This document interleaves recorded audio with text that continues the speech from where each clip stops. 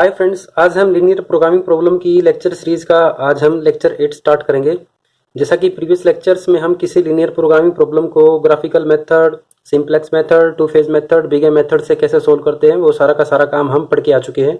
और आज के इस लेक्चर में हम ड्यूअलिटी इन लीनियर प्रोग्रामिंग के बारे में पढ़ेंगे।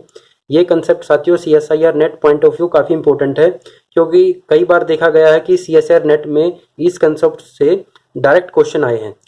तो साथियों, जो भी आपको लीनियर प्रोग्रामिंग प्रॉब्लम दी होती है उसके कोरोस्पोंडिंग हम दूसरी लीनियर प्रोग्रामिंग प्रॉब्लम भी एसोसिएट कर सकते हैं। तो जो गिवन प्रॉब्लम होती है उसे हम बोलते हैं प्राइमल, और जो एसोसिएट होती है उसको बोलते हैं हम ड्यूअल। तो कई बार ये कन्फ्यूजन क्रिएट करता है कि प्राइमल प्रॉब्लम कौन सी है, ड्यूअल कौन सी है। तो जो भी आपको क्वेश्चन के अंदर प्रॉब्लम गिवन है वही आपकी प्राइमल है, और जब आप उसके एसोसिएटेड दूसरी प्रॉब्लम निकालते हो तो वो उसकी ड्यूअल प्रॉब्लम होगी। और एक कंफ्यूजन ये क्रिएट करता है कि प्राइमल आपकी मैक्सिमाइजेशन टाइप की होती है या मिनिमाइजेशन टाइप की होती है। तो साथियों, प्राइमल प्रॉब्लम आपकी मैक्सिमाइजेशन टाइप की भी हो सकती है और मिनिमाइजेशन टाइप की भी हो सकती है। अगर प्राइमल प्रॉब्लम आपकी मैक्सिमाइजेशन टाइप की है तो जो उसका ड्यूअल होगा वो मिनिमाइजेशन टाइप का होगा। लेकिन अगर आपकी प्राइमल प्रॉब्लम मिनिमाइजेशन टाइप की है तो जो उसका ड्यूअल होगा वो मैक्सिमाइजेशन टाइप का होगा। ये कंसेप्ट इंपॉर्टेंट इसीलिए है साथियों, क्योंकि अगर किसी भी इन दो प्रॉब्लम में से अगर किसी भी प्रॉब्लम का अगर आपको ऑप्टिमल सॉल्यूशन पता चल जाता है तो हम दूसरी प्रॉब्लम को ऑप्टिमल सॉल्यूशन बड़ी इजीली फाइंड आउट कर सकते हैं। और कई बार जो आपको प्रॉब्लम गिवन होती है उसके कंपैरिजन में उसके ड्यूअल का सॉल्यूशन निकालना काफी इजी होता है। तो इस वजह से भी ये कंसेप्ट आपका काफी इंपॉर्टेंट है। तो ये जो आपकी दोनों प्रॉब्लम है आपस में कनेक्टेड कैसे हैं, इसको इस एग्जांपल से समझने की कोशिश करते हैं साथियों। ये दो फॉर्मुलेशन है, एक फॉर्मुलेशन है कस्टमर के पॉइंट ऑफ व्यू से और दूसरी फॉर्मुलेशन है सेलर के पॉइंट ऑफ व्यू से। इस फॉर्मुलेशन को समझते हैं। एक कस्टमर है जो दिन में विटामिन ए और विटामिन बी को कंज्यूम करना चाहता है। विटामिन ए और विटामिन बी को कंज्यूम करने के लिए उसके पास दो ही फूड्स अवेलेबल हैं, फूड A1 और फूड A2। विटामिन ए की वो कम से कम 60 यूनिट कंज्यूम करना चाहता है और विटामिन बी की वो 108 यूनिट कंज्यूम करना चाहता है। लेकिन जब वो एक यूनिट A1 फूड की खरीदता है तो उसके अंदर 6 यूनिट्स तो विटामिन ए की प्रेजेंट हैं और 4 यूनिट विटामिन बी की प्रेजेंट हैं, और 1 यूनिट की जो कॉस्ट है वो कॉस्ट है 12 रुपीज। सिमिलरली जो आपका A2 टाइप का फूड है उसके अंदर 9 यूनिट्स तो विटामिन ए है और 13 यूनिट्स विटामिन बी है, और 1 यूनिट A2 की जो कॉस्ट है वो कॉस्ट आपकी 18 रुपीज। तो वो चाहता है कि जो उसकी मिनिमम रिक्वायरमेंट है विटामिन ए और विटामिन बी की वो भी फुलफिल हो जाए, और साथ के साथ जो उसे कॉस्ट देनी पड़ रही है इन फूड्स के लिए वो कॉस्ट भी उसकी मिनिमाइज हो। तो इस फॉर्मुलेशन को हम लीनियर प्रोग्रामिंग प्रॉब्लम में कन्वर्ट करते हैं। मान लेते हैं कि वो एक दिन में x1 यूनिट तो फूड A1 की कंज्यूम करता है और x2 यूनिट A2 फूड की कंज्यूम करता है। तो इसके कोरोस्पोंडिंग जो इसका ऑब्जेक्टिव फंक्शन होगा, क्योंकि वो कॉस्ट को मिनिमाइज करना चाहता है, एक A1 यूनिट का जो कॉस्ट है वो 12 रुपीज है, तो x1 यूनिट का जो कॉस्ट होगा 12x1।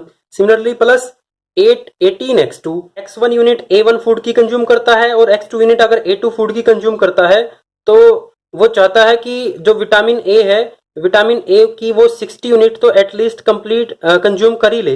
तो इसके कोरस्पॉन्डिंग जो कंस्टेंट बनेगी 6x1 plus 9x2 greater than equal to 60। Similarly जो सेकंड कंस्टेंट बनेगी 4x1 अगर वो x1 यूनिट A1 फूड की कंज्यूम करता है और x2 यूनिट अगर A2 फूड की कंज्यूम करता है तो 4x1 plus 13x2 greater than equal to 108। वो चाहता है कि जो उसका कॉस्ट है वो मिनिमाइज हो जाए, लेकिन वो इन दो कंडीशन को सेटिस्फाई करे। अब इसी सिचुएशन को सेलर पॉइंट ऑफ व्यू से देखते हैं कि सेलर के पास विटामिन हैं ए और बी, और ये विटामिन उसने फूड A1 और फूड A2 के अंदर मिक्स किए हैं। लेते हैं कि जो आपका सेलर है वो 60 यूनिट तो आपकी विटामिन ए की और 108 यूनिट विटामिन बी की मिक्स करता है फूड A1 और फूड A2 के अंदर। इसका मतलब वो फूड A1 और A2 फूड को सेल करता है, और इन जितना भी A1 और A2 यूनिट सेल करता है उन यूनिट्स के अंदर 60 यूनिट तो विटामिन ए है और 108 विटामिन बी है। तो वो चाहता है कि जो उसका प्रॉफिट है वो मैक्सिमाइज हो जाए। तो मान लेते हैं कि जो एक यूनिट विटामिन ए है उसकी जो कॉस्ट है उसने वो सेट कर दी y1 रुपीज, और जो 1 यूनिट विटामिन बी की जो कॉस्ट है वो उसने सेट कर दी y2 यूनिट। तो जो उसका ऑब्जेक्टिव फंक्शन बना साथियों वो बना 60y1 प्लस 108y2। 60 यूनिट क्योंकि उसके पास विटामिन ए था और 108 यूनिट विटामिन बी था, तो ये उसका ऑब्जेक्टिव फंक्शन बन के आ गया। वो इस ऑब्जेक्टिव फंक्शन को मैक्सिमाइज करना चाहता है, लेकिन कंस्ट्रिक्शंस लेकिन रेस्ट्रिक्शंस हैं। रेस्ट्रिक्शंस क्या हैं कि जो वो सेल जो ये A1 और A2 फूड वो सेल करता है वो मार्केट प्राइस से ज्यादा प्राइस के ऊपर सेल नहीं कर सकता। जैसा कि मार्केट प्राइस अगर 12 रुपीज था A1 टाइप के फूड का और 18 रुपीज था A2 टाइप के फूड का, तो उसके कोरस्पोंडिंग जो कंस्ट्रेंट्स आएंगी साथ ही वो ये आएंगी। जैसे अगर उसने एक विटामिन की यूनिट एक का अगर कॉस्ट उसने y1 डिसाइड किया है और विटामिन बी के लिए उसने कॉस्ट y2 डिसाइड की है, तो 6y1 प्लस 4y2, क्योंकि जो आपका A1 फूड है उसके अंदर विटामिन ए जो है वो 6 यूनिट है और विटामिन बी आपका 4 यूनिट है। तो कंस्टेंट बनी साथियों, 1 यूनिट कॉस्ट A1 फूड की 12 रुपीज से ज्यादा भी नहीं रख सकता। तो ये आपकी सेलर के कोरस्पोंडिंग लीनियर प्रोग्रामिंग प्रॉब्लम की फॉर्मुलेशन कन्वर्ट होके आ गई। तो इन दोनों प्रॉब्लम्स को कंपेयर करते साथियों, क्योंकि दोनों की दोनों एक ही सिचुएशन से रिलेटेड हैं। तो जो आपकी कस्टमर की जो मिनिमम रिक्वायरमेंट थी वही आपके डीलर की उसके ऑब्जेक्टिव फंक्शन के अंदर इंक्लूड हुई है, और जो आपके कस्टमर की ऑब्जेक्टिव फंक्शन के अंदर कोफिशिएंट्स थे वो सारे के सारे कोफिशिएंट आपके डीलर के लीनियर प्रोग्रामिंग प्रॉब्लम के अंदर रिस्ट्रिक्शंस के अंदर कॉन्स्टेंट्स आए हैं। तो साथियों जैसे ये आपकी प्रॉब्लम मिनिमाइजेशन टाइप की थी और डीलर के कोरस्पोंडिंग जो लीनियर प्रोग्रामिंग प्रॉब्लम है वो मैक्सिमाइजेशन टाइप की है, तो ये डीलर वाली जो प्रॉब्लम है ये इस वाली प्रॉब्लम का ड्यूअल है। तो ये दोनों प्रॉब्लम्स आपस में कनेक्टेड हैं, क्योंकि जब इसका सॉल्यूशन निकल के आएगा तो हम इस सॉल्यूशन से इसका सॉल्यूशन बड़ी इजीली से फाइंड आउट कर सकते हैं। तो ठीक है साथियों, अब हम किसी प्राइमल को ड्यूअल में कैसे चेंज करते हैं उस प्रोसेस को समझते हैं। जैसा कि आपके पास जो लीनियर प्रोग्रामिंग प्रॉब्लम गिवन होगी वो आपकी उसके अंदर constraints less than equal to वाली भी हो सकती हैं, ग्रेटर देन इक्वल टू वाली भी हो सकती हैं।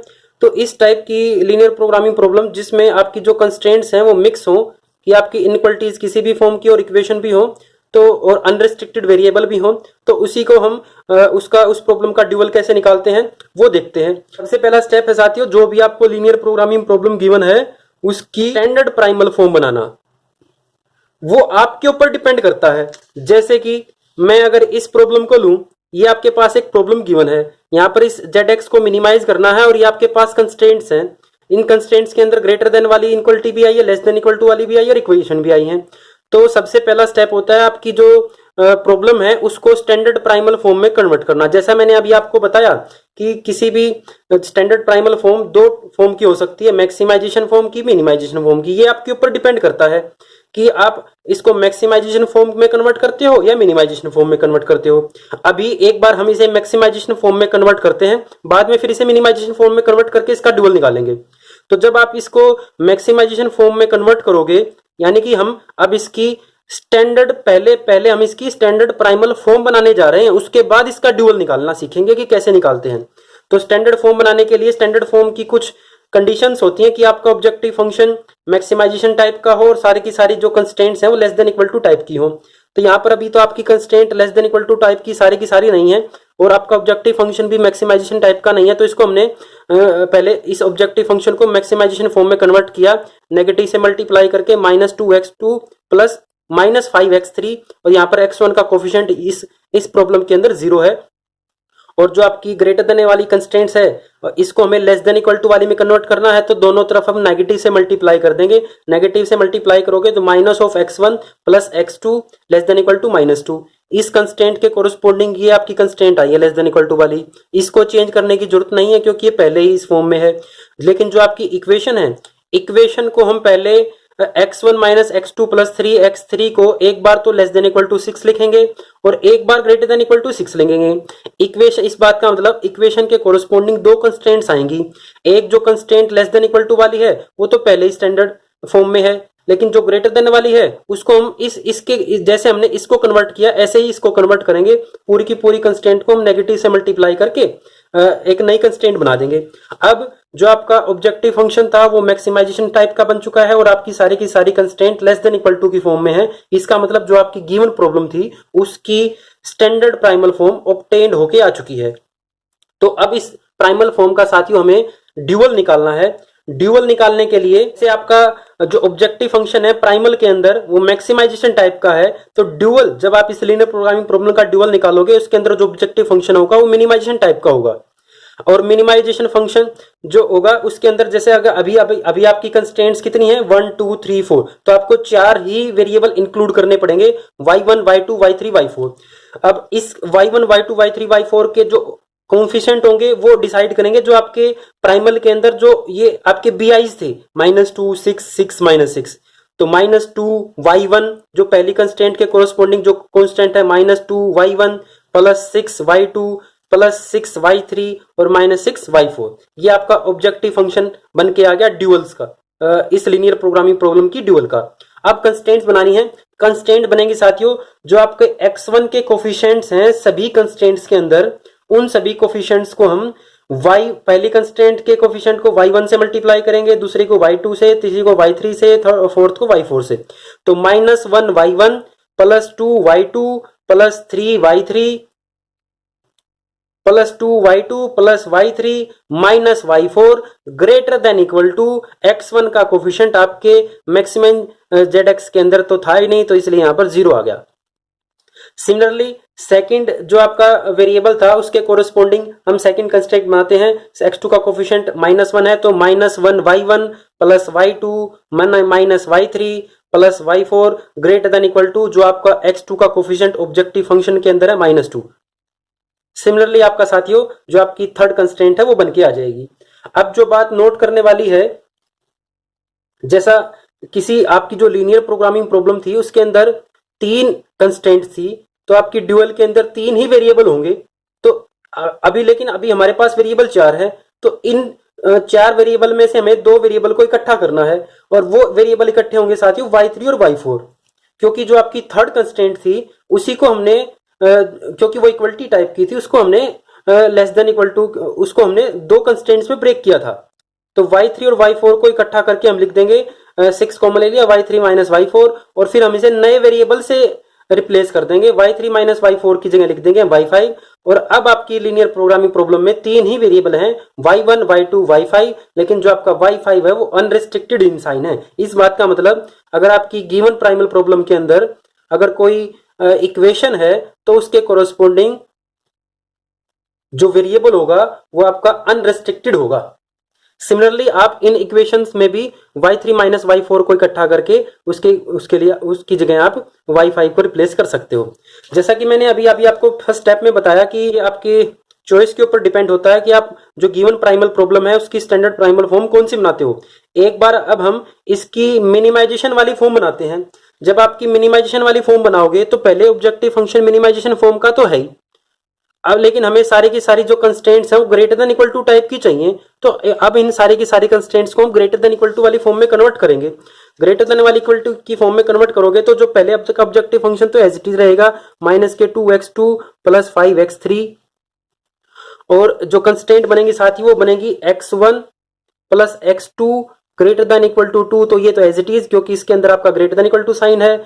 इसको ग्रेटर देन इक्वल टू बनाने के लिए हम इसको माइनस से मल्टीप्लाई कर देते हैं, -2x1 minus x2 minus 6x3 greater than equal to -6। और जो आपकी इक्वेशन है इक्वेशन को फिर से हम 2 कंस्टेंट्स में ब्रेक करेंगे, x1 minus x2 plus 3x3, एक बार लेस देन इक्वल टू और एक बार greater than equal to. Greater than वाली पहले कंसीडर करते हैं और लेस देन इक्वल टू वाली को हम माइनस से मल्टीप्लाई कर देते हैं, -x1 प्लस x2 माइनस के 3x3 greater than equal to -4। तो ये अब आपकी स्टैंडर्ड प्राइमल फॉर्म कन्वर्ट होके आ गई मिनिमाइजेशन फॉर्म की। तो जैसे कि मैंने आपको स्टार्टिंग में लेक्चर में बताया कि जो आपकी प्राइमल फॉर्म है वो आपकी मैक्सिमाइजेशन टाइप की भी हो सकती है और मिनिमाइजेशन टाइप की भी हो सकती है। तो हमने ये स्टैंडर्ड प्राइमल फॉर्म बना ली है मिनिमाइजेशन टाइप की। अब हम इसका ड्यूअल फाइंड आउट करते हैं। तो ड्यूअल फाइंड आउट करने के लिए आपका जो ऑब्जेक्टिव फंक्शन मिनिमाइजेशन टाइप का है उसको हम मैक्सिमाइजेशन फॉर्म में बनाते हैं। Maximise Z Y is equal to, उसके लिए आपके जो कोफिशिएंट्स हैं जो आपके प्राइमल के अंदर आए थे कांस्टेंट 2 -6 4 -4, इनको हम मल्टीप्लाई करते 2y1 -6y2 plus 4y3 -4y4। और अब इनके कोरस्पॉन्डिंग जो कंस्टेंट्स बनेगी, x1 का coefficient y1 -2y2 plus y3 -y4 less than equal to 0, क्योंकि x1 का कोफिशिएंट यहां पर 0 है। सिमिलरली x2 के corresponding y1 -y2 -y3 plus y4 less than equal to 2। और जो थर्ड कंस्टेंट बनेगी y3 के कोरस्पॉन्डिंग -6y2, क्योंकि फर्स्ट कंस्टेंट के अंदर x3 है ही नहीं तो y1 तो आएगा ही नहीं, -6y2 plus 3y3 -3y4 less than equal to 5। और फिर से हम, क्योंकि आपकी जो गिवन प्राइमल प्रॉब्लम थी उसके अंदर 3 ही कंस्टेंट्स थी, तो हम फिर से y3 -y4 को इकट्ठा करके 4 कॉमन लेते हैं और y3 -y4 को हम y5 से रिप्लेस कर देंगे और हमारी प्रॉब्लम्स के अंदर लिख देंगे कि y5 आपका अनरिस्ट्रिक्टेड वेरिएबल है। Thank you.